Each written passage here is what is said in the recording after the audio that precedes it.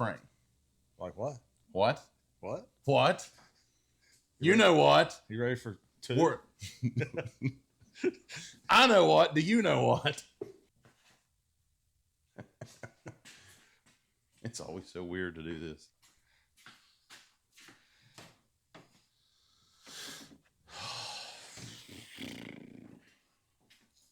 Sit down so I can make sure.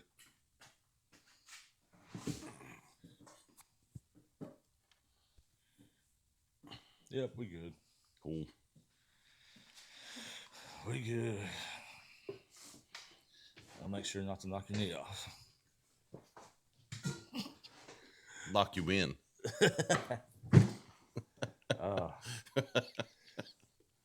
Yeah. Yeah, it's a power chair. Episode 5? Episode 5. All right. So, hang on.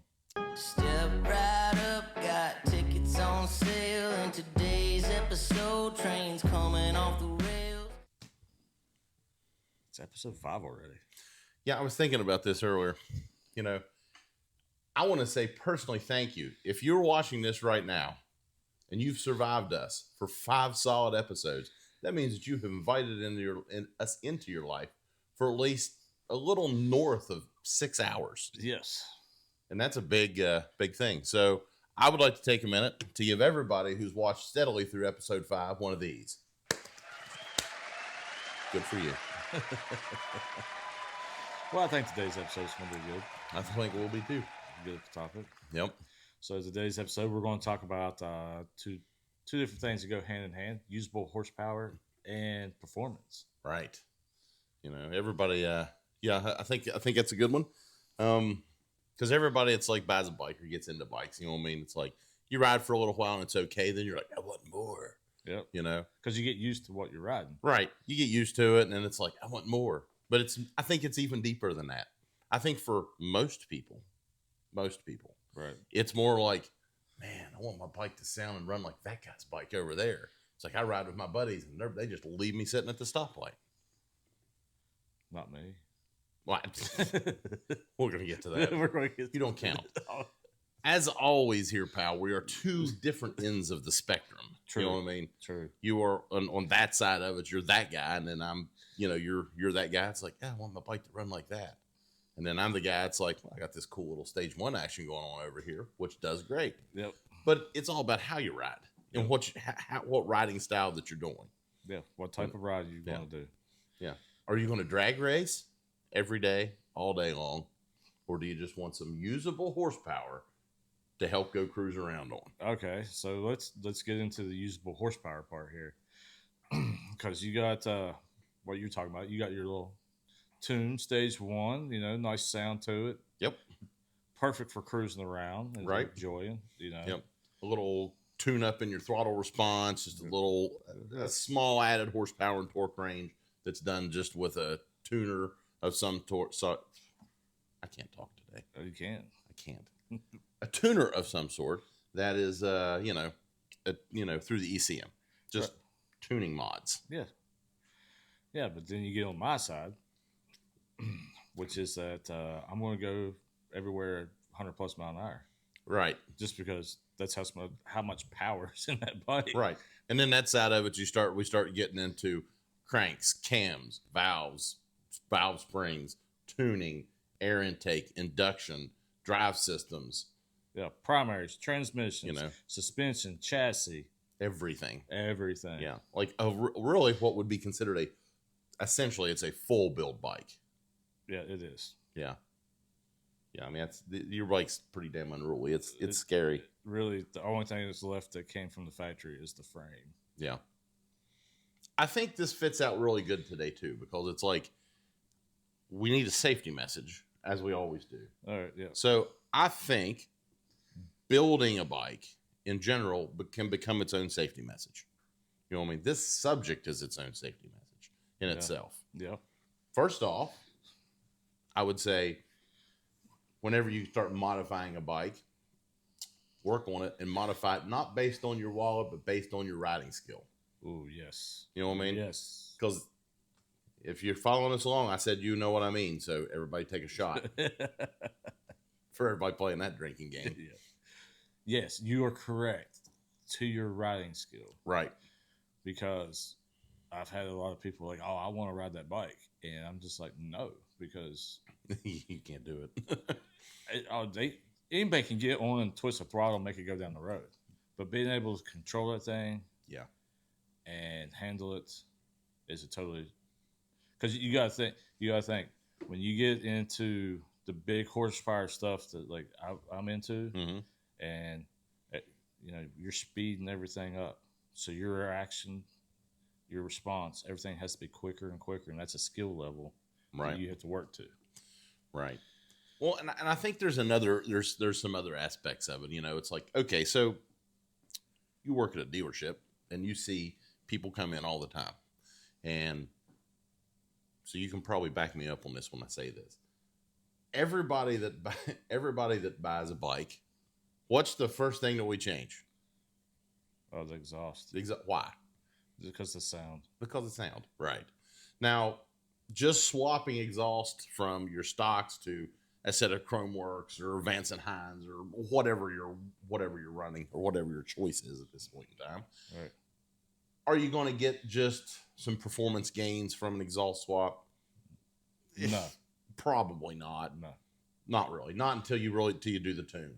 Right. Till you get the engine tune. The same thing. It's like everybody likes us like, I'm going to put that big air filter on the side of my bike. It's going to be faster. Like we all did back in high school with our cars. It's like, listen to that thing. Not a stitch more power. Right. No. Except there's just a little throatier sound to it. Yep. Until you start getting into the tuning of the motor, no matter how much air goes in or no much how air you push out, until you get the fuel tuned with it, you're really not gaining much. Marginal. I'm sure there's probably on a dyno, you'd probably see some small increment numbers difference, but not much. Well, see, okay. This goes to everybody that loves to get on social media and the YouTubes and everything and talk about numbers. Mm-hmm. When in our world, we don't actually talk about numbers. We talk about percentages. Okay. It's how much percentage of a gain did you make? Right. That really tells the story. Like, oh, well, my bike went from 90 horsepower to 120. Right. I was gaining 30 horsepower. All right. So what's your percentage of gain? Right. And the reason I'm saying this now, because we're going to get into later where this, in the performance side, where this actually counts. I got you. Okay.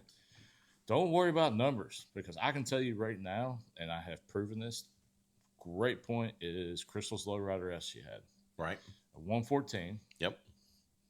Cam, intake manifold, air cleaner, valves, clutch, primary, and exhaust, and tuned it. Just a good stage 2 build. Yeah. Yeah. Stage 2's for your Harley dealership stuff. In the performance show, we just actually talk about what we did on it. Gotcha. I was just making it relatable to. Yeah, I know. I'm just informing everybody. That's right. That is a right Harley dealership thing. Stage 1, stage 2, stage 3, stage 4, stage Z, whatever. Right. In the performance show, we actually talk about what we actually did to the yeah, that's right. Correct. The specifics of it. Yeah. And it was only a 114. Ooh, that bike was fast. But yet that bike would run the same as a stage 4 Harley 131. Right. So you see what I'm saying? It's all about percent, because we did such a high percentage gain. Right. Versus where they didn't have such a high percentage gain when they did their build. Well, everybody also, I think, has this mindset. It's like if you just old school car guys always have that there's no replacement for displacement mindset, which in some engine types that there's probably some truth to that. Right. In motorcycles, it's not always true. Nope. You can generate horsepower. You can make horsepower and torque in two different ways, and both of those things are going to play differently into the performance aspect of a motorcycle. Yeah, when you're getting to that, and this has been proven, just great point, is a King of the Baggers bike that is a 107 turbo. Right. That's making 230 horsepower. Right. We're not talking like a 131 high compression, big displacement motor here. No. It's a turboed, smaller displacement. Right there, what you're getting in is the flow. Right. Air in, air out. Air in, air out. Yeah. Air fuel mixtures. Yep. Make how fast can you get that through that motor? Right. And then the other thing is revolutions. How fast and how many revolutions can you get that motor to do? Okay. So this is always a fun one that I always like to talk to people about too, because it's like every sport bike guy out there, whether you ride a Honda, we know how we talk about Hondas, or a Yamaha, let's just talk about sport bikes. Okay. So from a sport bike perspective, everybody's like, oh my God, that R6 is fast. The Hayabusa is fast. Well, you got to understand the way that bike is built. It weighs nothing. You know what I mean? Mm-hmm. I mean, an R6 weighs 500 and some odd pounds, I think, 490, 500 pounds. And it's got heavy horsepower, but the RPM range of those bikes are insane. They're up into the tens of thousands of RPMs. Right. They're not making their horsepower until they're over like 10,000 horsepower. Right. RPMs. Right. That's why they sound like a screaming whatever coming down the road. They sound like an Indy car, because that's the way Indy cars work. Where a normal Harley, you make your peak horsepower between 35 and 4,500 RPM. Correct. Yeah. More kind of in the lines of like what a normal automobile type engine does. Right. So there's differences there. I think some people that are new to motorcycles or new to performance or starting to get into performance bikes. There's a lot of nuances to what you're doing. And that's all about setting up a build. Hey, what's up, Rollin Throttle family? Today's shameless product plug comes all the way from the West Coast, from our friends out there at CMC Motorsports. Sitting here in front of me, I've got the L-Ray backrest and the Level Up seat. I'll be honest with you, it's hard to find quality in the market these days, but these guys are definitely on point with it. Mandrel bent, polished tubing. All the fittings on this backrest are all CNC milled aluminum. There's no plastic on here. The seat, high quality fiberglass seat pan. Everything underneath of it's all carpeted and finished. The top side, high quality vinyls, high quality stitching. What you see right here is in black with the gray double diamond stitching.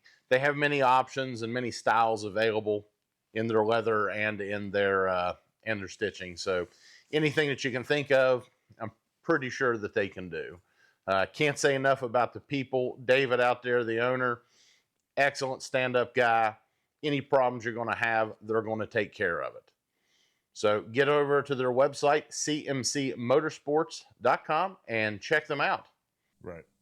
Of what you're going to build and how you're going to build it for what you're going to do with it. And if you're like me and how my stuff did is if you know where you want to go, start building in that direction, because you don't want to waste money, as in I spent all this money to do this, but to get me to another place, I was going to pull that part out and replace it with another part. Right. And then you have a whole stack of good performance parts over here, but they didn't fit the build that you wanted to do. Right. Yeah, I was going to throw that in there.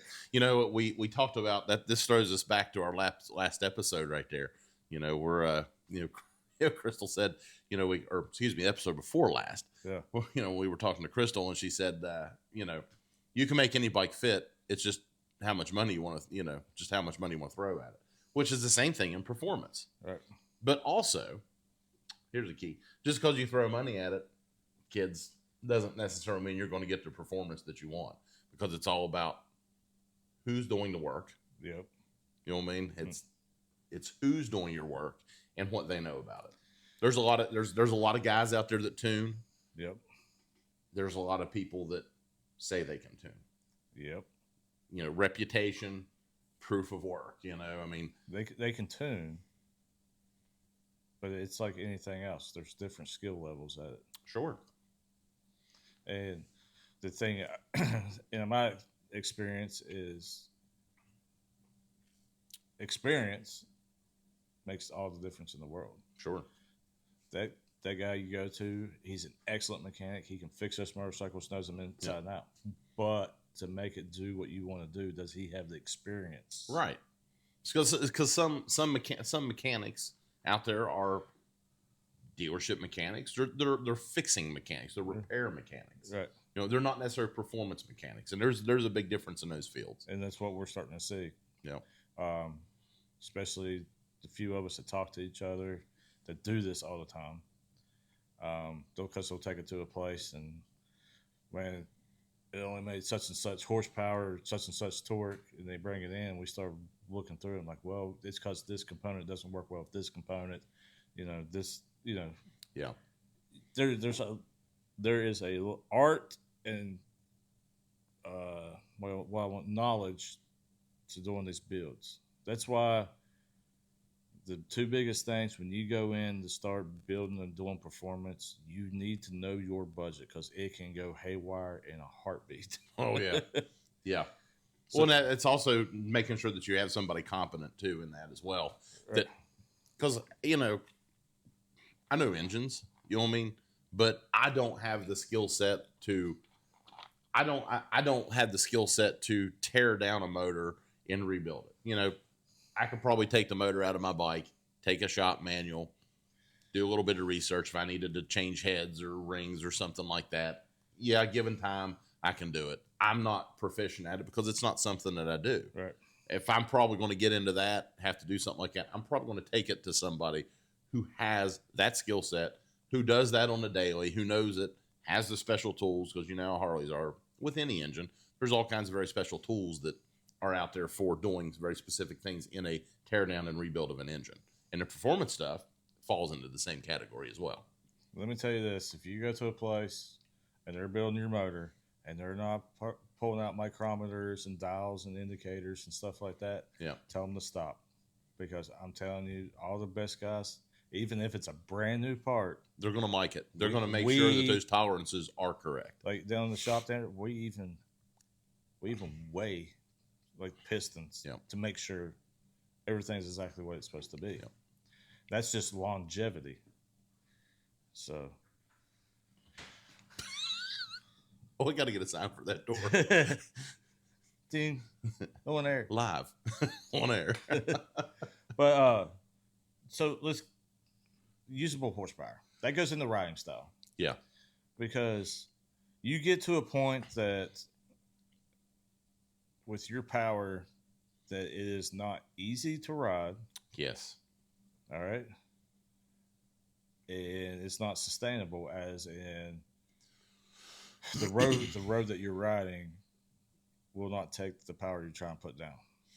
So, well, and it's like, so prior to motorcycles, I have a lot of experience in equipment. I have a lot of experience in marine engines and stuff like that. So I can relate it to a marine engine. Marine engines and car engines are built totally different. You take your car, you put it out there on the road, it's running 1,800 to 2,200 RPM at its cruising range. Right. And that's where it's making its usable, comfortable horsepower. With any engine, no matter what it is, from an engineering aspect, every engine is designed and says this, put it in this box. This is the maximum engineering limits of the components of the engine. Right. So if you're going to build an engine, like a boat engine, is designed to run high RPMs for indefinite sustained amounts of time. They're built heavier. They have heavier cranks, everything in the motor is built heavier to sustain that. Right. Same thing with a motorcycle engine goes too. Right. If you want to build an engine that say everybody's like, I just want as much horsepower as I can cram in that motor as I can get it.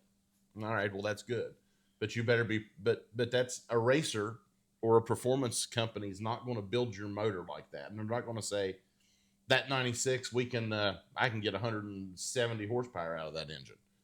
They're going to say, hey, we could do 170, but you only use 85% of the operating range of that motor to do it, to give yourself some comfortable margin so you're not blowing heads, breaking parts. Well, that goes to if you want to ride it.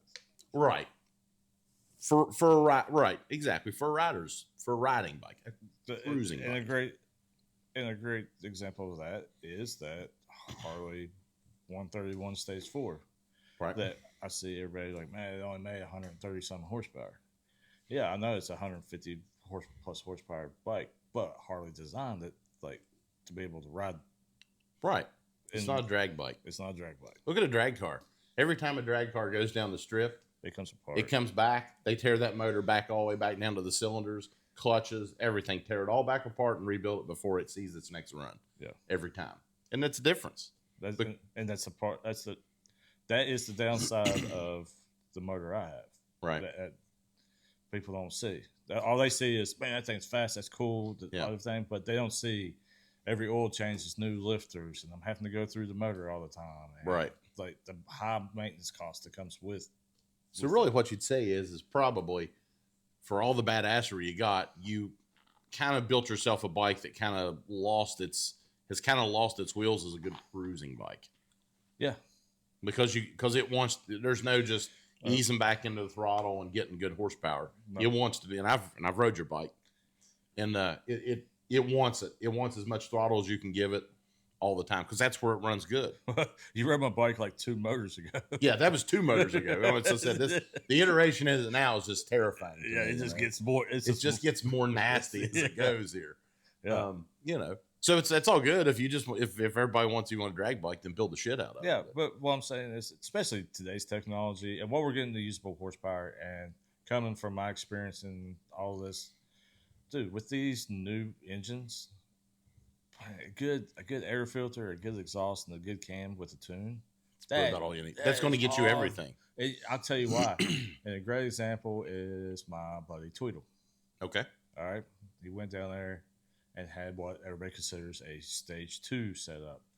But yet, he's in the 130s with his horsepower and torque with a stage 2. That's just basically a tune and cam. Exhaust and intake. Yeah. Let it rip. So it's very reliable. Right. But yet, it's got all the power he will ever need. Yeah. This is where I'm getting to is, and think about the cost. The money you have on your bike is astounding. I could buy 2 or 3 of these bikes. That's what's good. Yeah, you could buy 2 bikes for what the motor costs than yours. Yeah. But I'm thinking about the cost. I'm like, dude, we just made the same numbers as somebody puts on a 131 kit from Harley. Yeah. For a fraction of the cost of buying that kit from Harley. Yeah. What's, just out of curiosity, and I haven't priced those for a long time. What's doing the 131 on a new one? About what's the cost, like off the the parts off the shelf cost that they do them on now? You're in that 8,000 to 9,000 on the parts. You're probably in that, depends on how crazy you go. Mm-hmm. You're in that 10 to 15,000 range to do something like that. Yeah. Yeah, that's investment. Now, just for a reference point, let's play this game. For a reference point, if you had to put a dollar value of what the cost of your engine is right now, what's that number? Fun with numbers today. Like if you were going to build my engine from scratch, to build your motor right now, you're in that 20 to 25,000. Right. Now that's just like building what is there existing. We're not talking about the learning.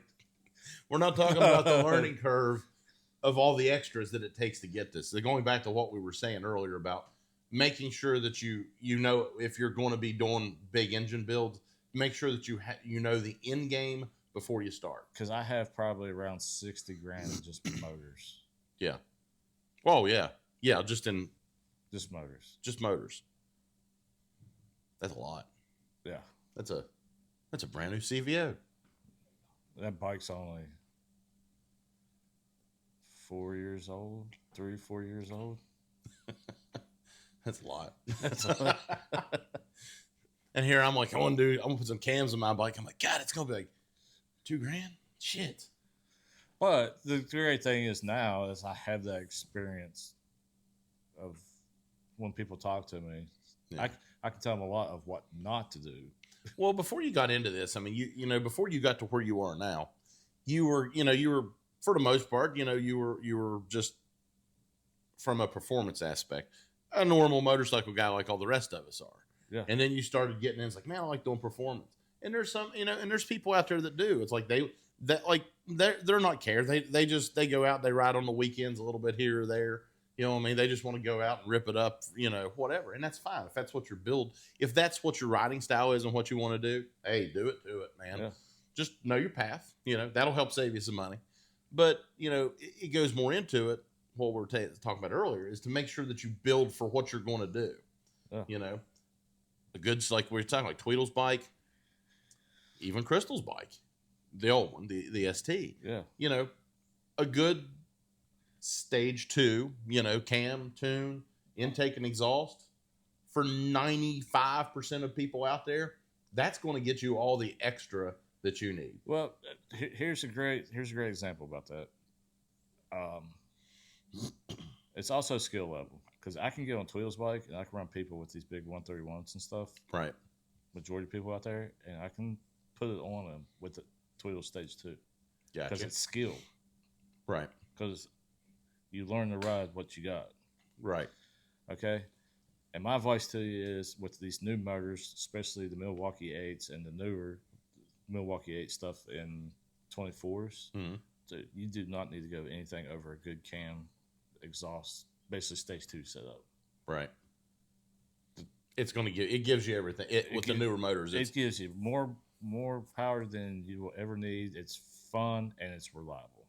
Yeah. So, Taper Right, invented by a man named Doug Meeker, who also is a owner at OF Performance. If you haven't heard about OF Performance, then you haven't been following us. You need to go follow us, like, subscribe, do all that great stuff. I'm curious, it's like, with any new product line out there, we talk about a lot of bikes and a lot of types and things like that on there, and I just said, always reliability. Always give the Honda people crap out there, but just for everybody's information, before I ever had that over there, I had a Honda. Yeah. I rode a VT 1100 Shadow, and I'm not gonna lie, comfortable riding bike, clean power, cruised well. It was a great bike to ride. Well, it is. And then I grew up. Before we get too sidetracked off that, we're talking about usable horsepower, right? Think about it, I'm recommending nothing past what you consider stage 2. Sure. Okay, that's a good stage 2 is going to cost you between $4,000 and $5,000 to do. That's right. it. That's everything. Exhaust. That's everything. And that we can on a 1.7. We're going to do off a 117 platform. All right. Stage 2, $4,000 to $5,000. Okay. All right. And that's going to get you in the 130s. That's a lot of power. All right. So if you wanted to go to the next step, we'll get you in the 150s. You're looking at like a 128 kit. Right. Now we're jumping up to like $10,000 to $11,000. Right. It's a huge difference. When you talk about those percentages again, that's what I'm talking about. What I mean? When you look at your percentages, right? How much money, like the base horsepower, say for that 117, and you help me out because I can't remember it.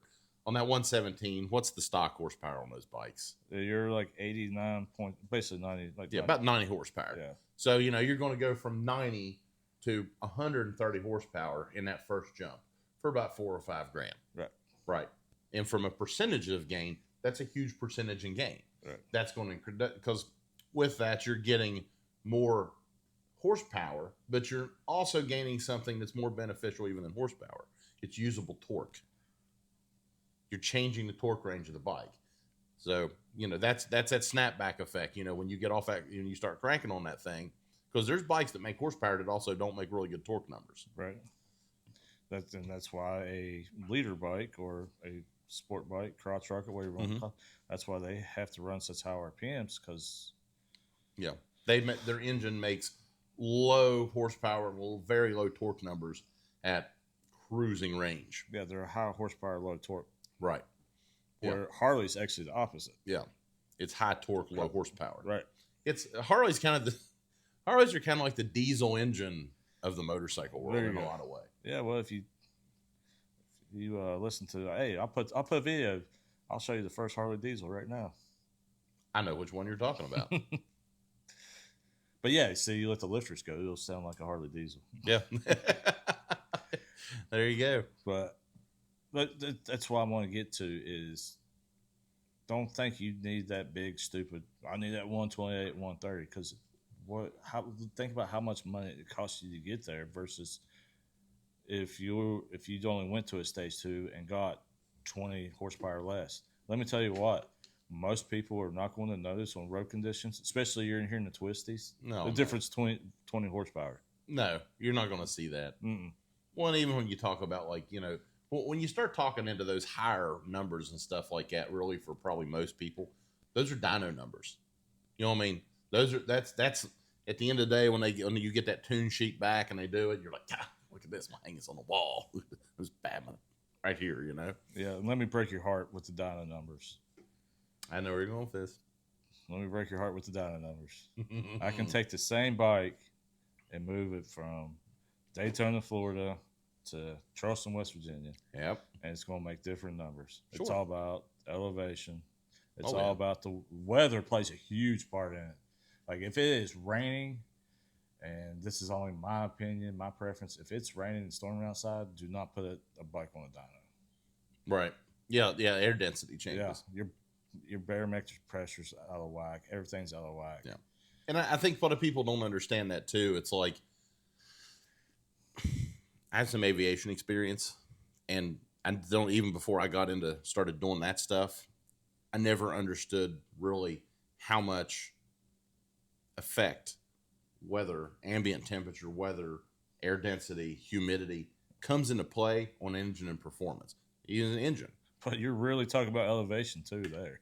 Oh yeah, well, but it goes back to what you said. It's the same difference. Yeah. It's the difference of say being here, sitting in my house right now at about 690 feet above sea level, right, versus being at Florida where you're about 5 feet above sea level.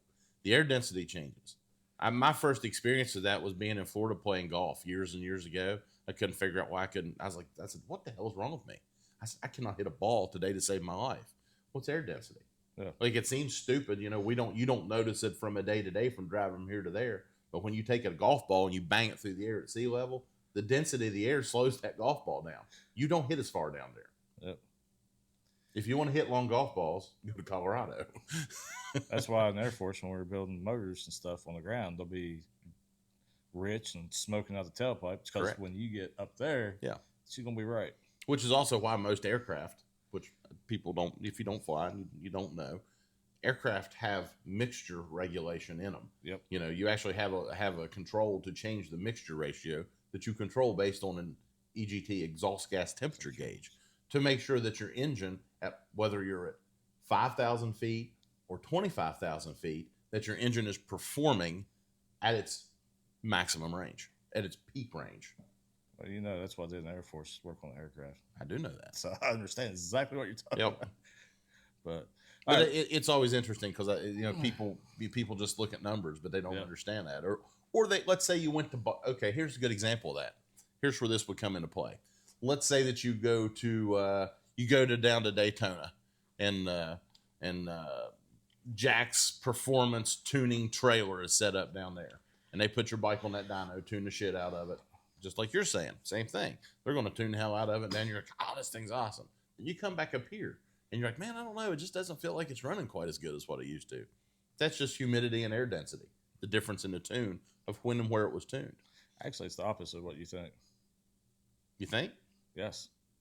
I can take a bike from up here. Well, go down there and tune it and bring it back here, and it'll run like a skull. Right, because down there it's going to run leaner down there. Yeah. You're exactly right. Yeah. But I'm just using that for a reference of saying the perspective difference between the two. So, all right, let's take a break for a second. It was once said by the great P.T. Barnum, the noblest of art is that of making people happy. And that's what we're here to do. If you find a little bit of enjoyment through your day by listening to us or watching our antics and the ridiculous things that we say and talk about, then we've achieved our goal. And we thank you all for listening, and we thank you for watching. From the bottom of our hearts, from the Rollin Throttle family to yours, thank you all for everything that you do. And thanks for supporting us. Yeah, but I tried. I have a viewer request, but I'm going to have to do it on the next episode because I couldn't. That's what I went to get. What? What's a viewer request? Rolling Rock. Rolling Rock. Yeah. Well, the Sheets didn't have it, so I just had to go with a little middle latte. Middle latte. It's like a Bush latte, except better. Bush. I'll have to get some somewhere. They didn't have it. Okay. Well, here we are again. So, how about this? Okay. Like my shirt? Yeah, I like your shirt. Thank you. Appreciate it. I wish I had one of those shirts. We are test running this shirt right now. Oh. You know, I have been in product development now for the last year and a half, 2 years on finding the optimal shop shirts because I love shop shirts. You know that. Yeah. So it's like, I was like, we want to do some stuff. We want to do some things with it. So I am testing out the best, most comfortable shirts that I can find. Red Cap so far has been the best brand that I have found as far as quality shop shirts. And you're doing this because? I don't know. Because everybody likes a good shirt. So, like, when we start putting our merch out, we know exactly what to put it on. Exactly. I don't want to send. It's like anybody could go get a $5 box of T-shirts out there. Yeah. You know what I mean? But we won't make it worth. But I want a quality product. You know, make it worth their money. I mean, yeah. Well, shirts, yeah. I mean, I'll pay decent money for good clothes. Yeah. But I'm not paying good money for junk. And there's a lot of junk out there. There is. That's the way I look at it. Mm-hmm. So, product testing today. It's comfy and flexible. Cooling sides. That's what I like about it. I feel like I'm in a Fruit of the Loom commercial now. Ooh. We roll out with our Rollin Throttle line of underoos. Underoos. Studio audience, she's saying yes. All right. Yes. Sweet. All right, so we were talking about horsepower. It's just like a thong with your face on the front of it. Beard's optional. It comes with the beard. That'd be a good one. Beard's I'll have to remember that one. Somebody write that down on that pad over we always talk about. Yeah. Oh Lord. All right. So let's go back and sorry. That was a good. This is an awful. I cannot get this is a terrible image to have in my head right now. Oh God. Okay. Let's go back into performance here just a little bit. But right. Moreover, different. We talked about engines here in the first part, and engines are all well and good, but like we had talked about with the Recluse, horsepower is nothing if you can't put it on the ground. Well, let's back it up. So everybody, when they think about horsepower or think about performance, the first thing they go to is the motor, right? And people talk to me, and they're like, "Yeah, I want a performance bike." I'm kind of a backwards person when it comes to this. Well, you're on the money of the way I would build a bike, and that is suspension, making the bike fit you, as in controls and seat and everything else. Before you get to that motor, one, it allows you to learn your bike, correct, before you do something radical to it, right? Because the handling changes when you change things like suspension parts and handlebars, and when you start doing those modifications, it changes it. Especially suspension. So a lot of people don't realize is your rear shocks is for your ride, and your front shocks actually for your handling. And a big shout out to H2 Performance.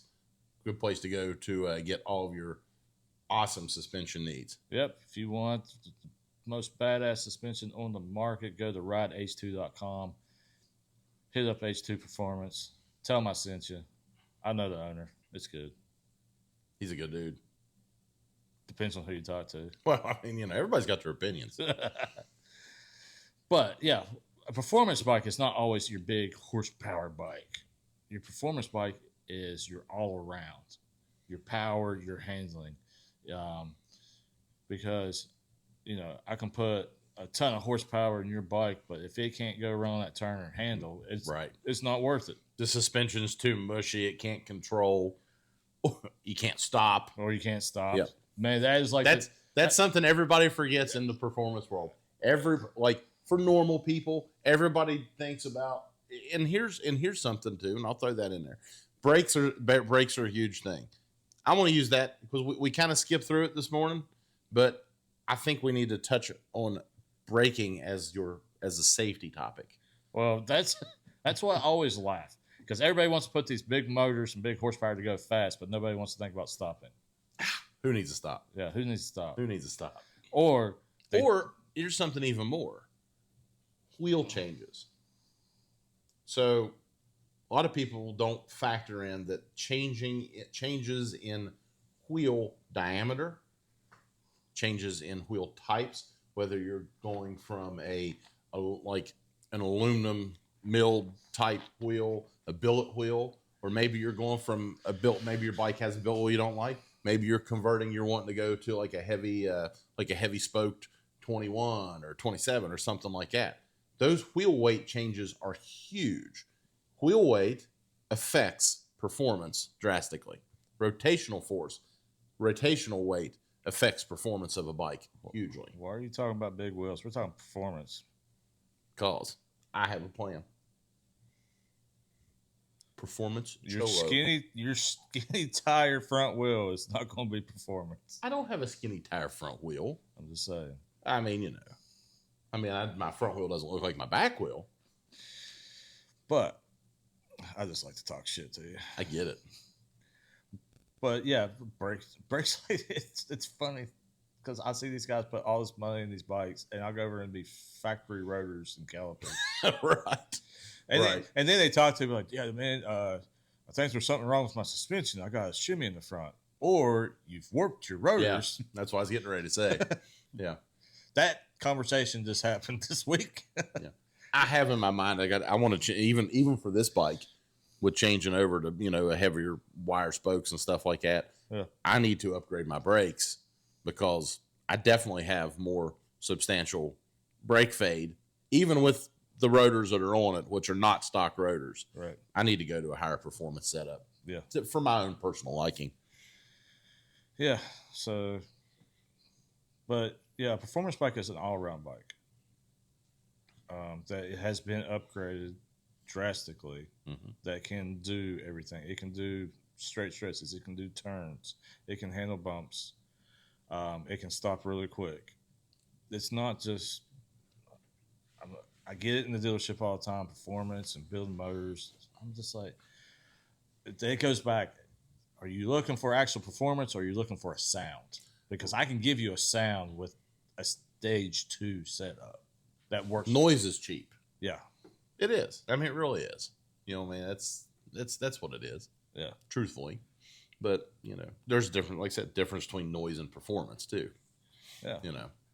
I would rather have a bike. For me, because most people don't have the money. Most of us out here in the real working world, like I can't just go out and throw, go buy a $30,000 bike and then go say, all right, I'm going to go ahead and drop another $25,000 on top of this to performance-ize this bike all the way to the max. They don't have that way. Think right. about it. People build by pieces. Think about it. It took me like 4 years to build this bike. Right. It wasn't. You rarely have those people. Most of them, you're like us. You just got to do it piece by piece. Right. And that goes back to what we said earlier about making sure that you kind of have a pretty clear, definite plan of where you want to go. And that's not going to say that there's probably going to be stumbling blocks. Ooh, that didn't work. The cost of learning, sometimes the learning curve can be high, but you can help yourself just kind of have a plan. Right. And and for reasonable reasons, stick to that plan. Just because you have a buddy that says like, oh, you don't want to put that on your bike. Well, you know what? If this is what you're doing for your particular motorcycle, because it's your riding style, this is the direction you want to go, don't let people tell you that you're wrong, because you're not. You build what you want to build. You ride what you want to ride. Yeah, because if I had to rebuild now, say I bought a bike and I'm going to rebuild and do my performance thing. Right. I do suspension, get it from H2 Performance. I would do my brakes. I already know I do Galfer rotors on that thing, the floating rotors. They're awesome. See, I like Lindell. I like Lindell brakes, but I've never really. I like them. Looked from metrics, but I've never really ran them on one of my bikes, so I don't know. We put the Golfers through the test. They work. There we go. And I wouldn't do any board changes. I would go get the 117. Wouldn't do any board changes. Right. I do a cam, intake manifold, air intake, injectors, exhaust, a recluse clutch, a cryo dipped transmission. If you don't know what that is, we do it at OF Performance. Basically, we take your cassette. Your cassette's basically your internals in your transmission. Right. Take it apart, back cut the gears. Right. And then cryo dip them.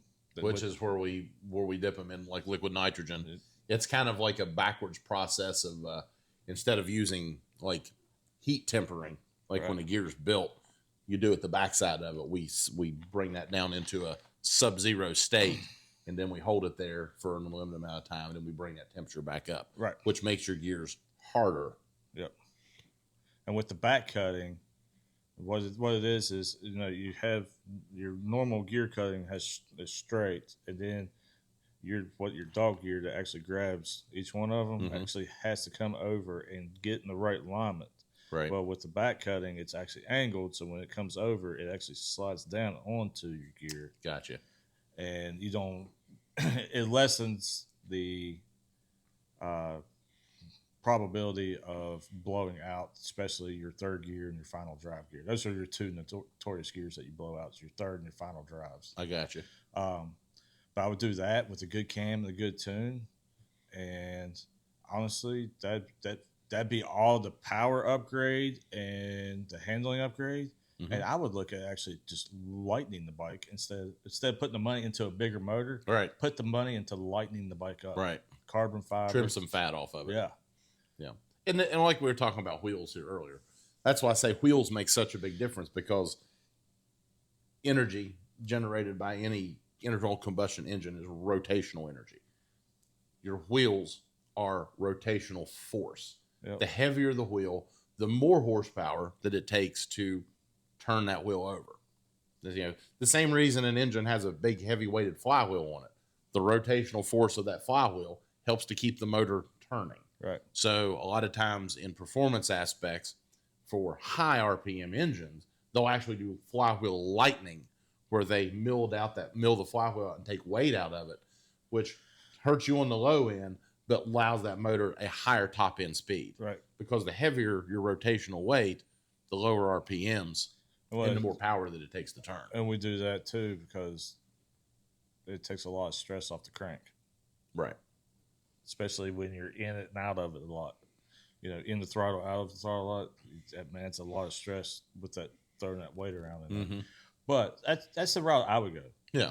Because like I said, man, it's easy to make 130 horsepower out of that 117 nowadays. So probably. But if you take the weight off, now your power to weight ratio.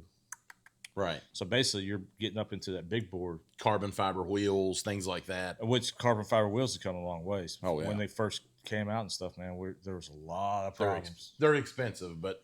Yeah, there's a lot. But the performance percentage gains would be huge. I mean, you think about, on average, we can lighten the wheels by 50 pounds. That's huge. You're 5 pounds in a wheel is big.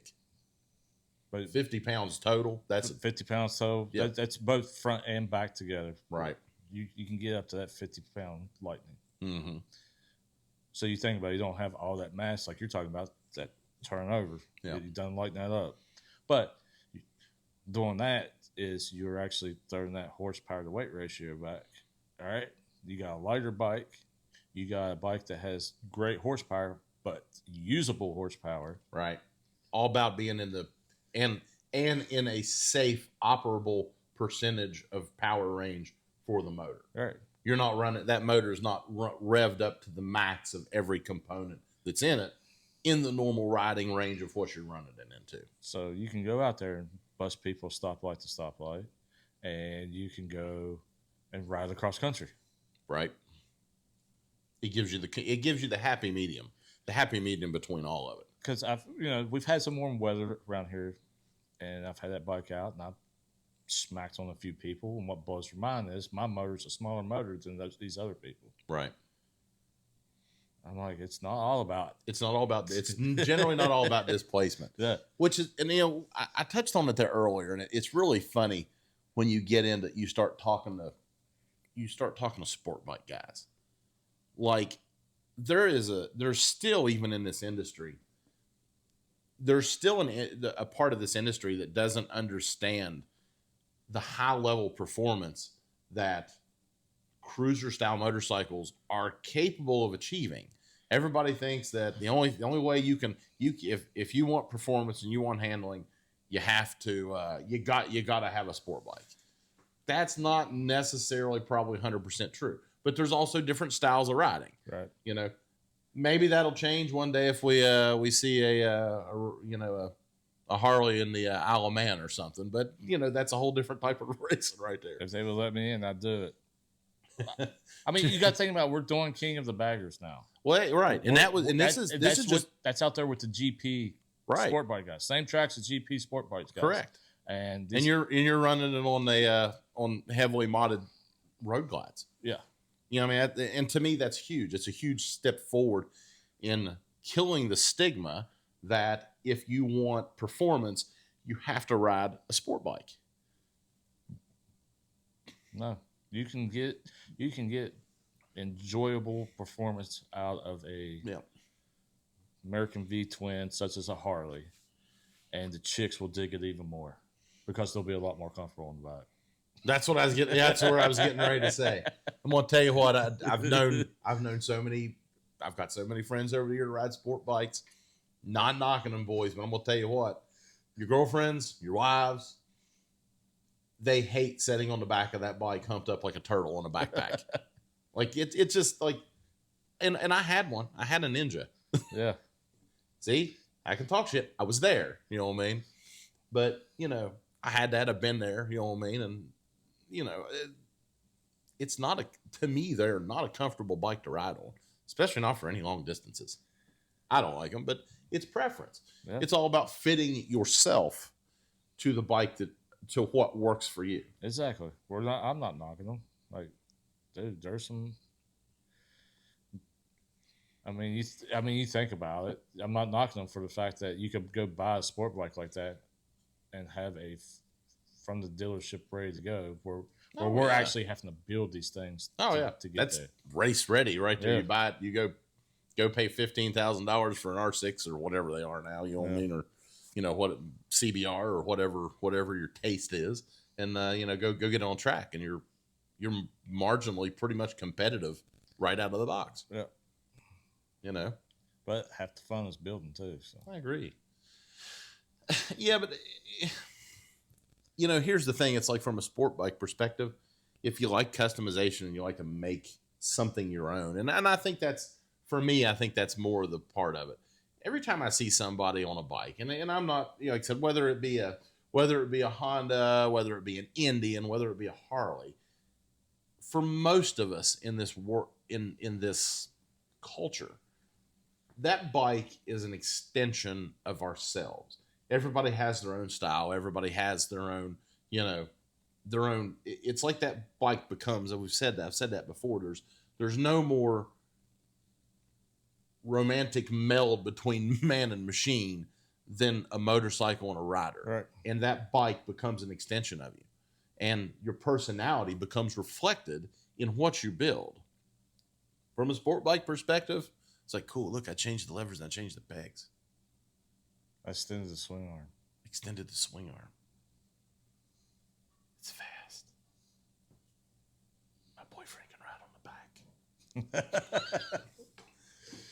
And that's cool. If that's your thing, that's cool. We're just saying. Oh my gosh. But yeah, I mean, that's the difference between, like you said, it's the difference between regular and performance bike. Don't automatically think performance bike's big motors, because it's not. Because I can tell you right now, it's not. Performance is a package. It's a whole package of stuff put together. Agreed. 100% agreed.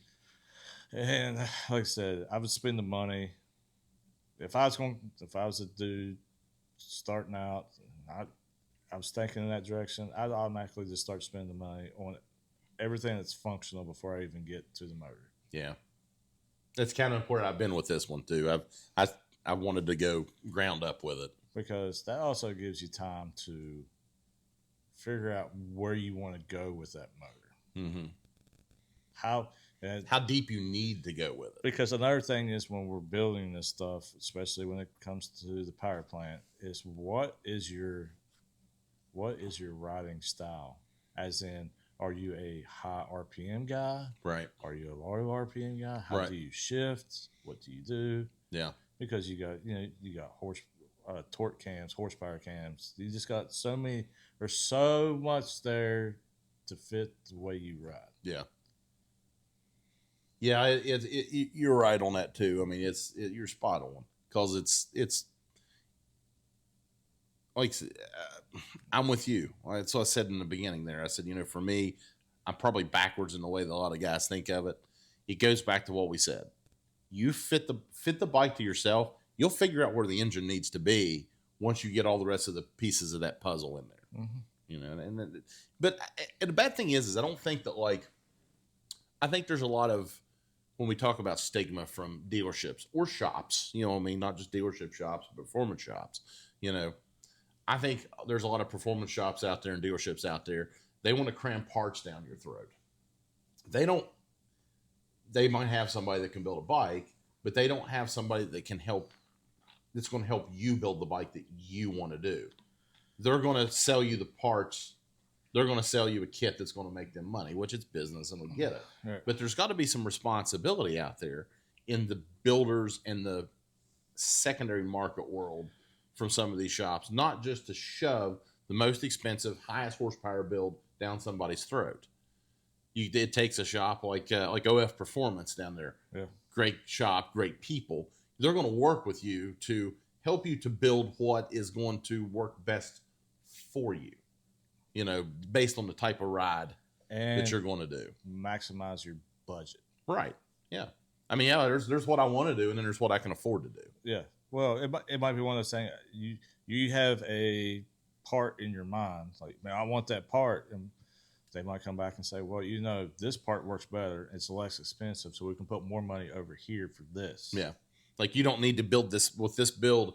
You don't need to go this heavy in this part because this is more than adequate for what we're building this bike to. Right.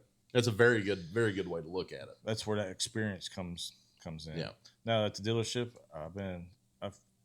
I got several customers that are happy because they'll come in, they'll be looking at parts. Well, I want this part, and and I'll be like, I'll go over and be like, why do you want that part? What are you trying to do? And then I'm like, oh, well, this does the same thing, but it's $200 less, and then you can do this instead. Right. And they have been absolutely. They come back to like, man, you were right. That was awesome. Yeah. And it's not because I'm knowledgeable. I'm very fortunate. I have a lot of friends and people around me that are knowledgeable. Yeah. And they've taught me along the way. Right. And I've made a lot of mistakes building my own stuff to learn. Right. I've cost myself a bunch of money. Yeah. Learning what to do, what not to do. I always say it too. It's like, with building stuff and working on bikes is, for most people, if you got a marginal amount of mechanical know-how and a decent set of tools, don't have to have like $1 million of snap-on stuff. Most stuff, work on your bike and do it yourself. You'll feel better about it when you're done. You know what I mean? You're going to feel really bad it's one thing if you don't have any knowledge, and there's some people out there, there's people that ride that aren't mechanical people. Same thing, there are people that drives. A lot of people out there drive a car, couldn't change the oil in it if they had to. Right. I was a different breed. I was brought up in a mechanical world. You were too. But the same thing goes with it. Look, don't feel so intimidated by something. Because I went through that for a long time with things that was like, I don't know if I know how to do that. And then it's like one day you're like, screw it. Let's take that apart. Right. I don't know what these extra things are left over, but I got it back together. But don't be afraid. Don't be afraid to dig into something. You know what I mean? If you want to, like, hey, you know what? It's like I don't need to take it to the dealership to change these shocks. They're going to charge me a couple $100, $300 worth of labor to do that. Right. You know, I can pop those 2 bolts out, and I feel that's something I can do. Then do it. Don't be afraid to do it. Look at it and say, hey, you know what? Or, you know, YouTube mechanics industry is always out there if all else fails. Yeah. Not going to lie. Been there, done that. Hey, I can't figure this out. Maybe I'm not the first guy that had this problem. Somebody else did. Hopefully they filmed it. Yeah. But it's one of those things, you know. There's a big difference. And going back, I know we keep harping on this, but my bike right now, I don't need it all. I can't use it all. That's why I try to get people through their head. A lot of people are shooting for what I built. It'd be nice if you could just give me the extra that you don't need. Well, you think about it. I rarely use my 6th gear. Right. Because with my build, now if I had a cruiser, yeah, I would use my 6th gear. Sure. Drop the RPMs down. But the way my build is, I can't use that 6th gear. Right. Because I have to stay in a certain RPM range to make my motor work. Right. And even on a track, when I do a hit on a track, I'm still not using all my bike. So what makes you think that I can use all my bike out here on the road? Right. Just normal riding. Yeah. Today's safety tips brought to you by Leftlane Syndicate. If you like your left lanes for crime gear, or if you like to ride safe, don't forget to go over and get your ride safest gear. Go to leftlanesyndicate.com, support a small business, and support us. Yeah, you gotta find there's a comfortable medium to a build, and I think today we've touched in a lot of really good areas, and hopefully we've provided you some good information out there for people looking into, you know, getting into a performance build or whatever. But you know, or if you got experience in it, man, drop a comment. You know, let us know about it. You know? We're always, you know, and if we've said something that's completely like, oh, that's completely ridiculous, you know, then drop a comment. Let us know. You know, shoot us a message. You know, we're trust me, we're you know, we're not experts by any means. We're just 2 guys talking about stuff here. We're 2 old guys in the garage. 2 old guys in the garage. That's what we are. Yeah. I wish we were 2 young guys in the garage, like to be able to go back in it. But we wouldn't have all this knowledge that's in our heads that we talk about. That's true. And then back when I was a young guy sitting in the garage, I couldn't afford half the crap I had. So exactly. It didn't matter. It wouldn't matter if we talk about it. I couldn't afford to do it anyway. It's one of those things. If you had all this knowledge when you were young, dude, I could be president by now. Boy, that'd be something. I'd vote for you. You know, I tell you what, this is, you know, shout out everybody out there again. You know, we are on episode 5, and the response has been overwhelming, to say the least. For us, we wasn't expecting all this. Yeah. I mean, this was just, you know, for some, it's like, hey, you know, let's give this a run and see how this goes. You know, the comments, the questions, the reach outs from, you know, from product people in industry, it has been really great. Yep. And thank you all from the bottom of our hearts. It's been great. It's a learning experience to say it is. I learned all kinds of stuff. I learned, you know, there's you know how much stuff you're not allowed to say on air, like you can't really say because you have to bleep it out. Well, why you worry about it? You're not the guy that edits. I'm the one that has to sit there and bleep it out. I know. It's like I can't.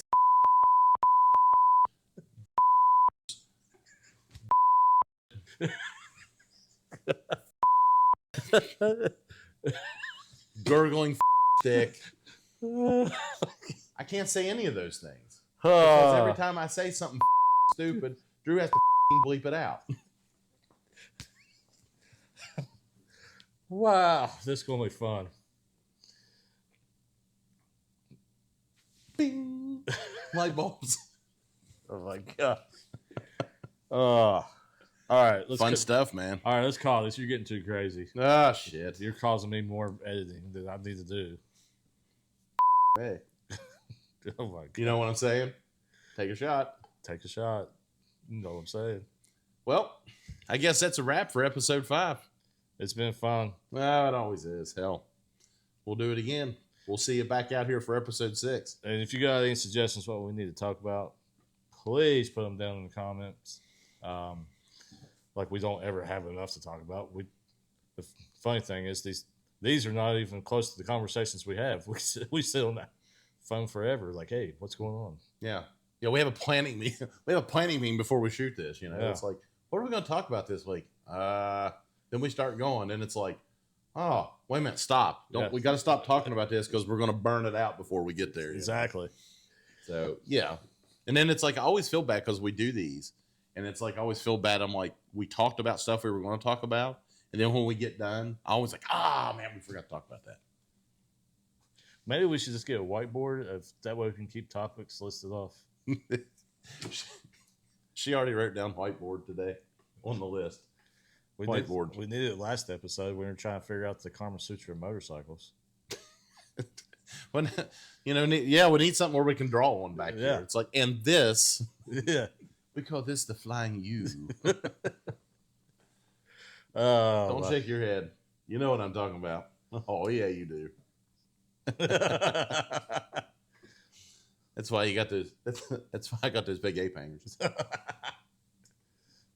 Well, episode 5's a wrap. It's a wrap. So you know what that means. I'm Jason. I'm Drew. And this has been Rollin Throttle. Y'all have a great evening. Peace. Yeah, it's a circus out here. We're wobbling on a wire. There's a lady with a beard, clowns juggling fire. Elephants and donkeys got us jumping through hoops. Y'all wish that I was lying, but you know that it's the truth. Get your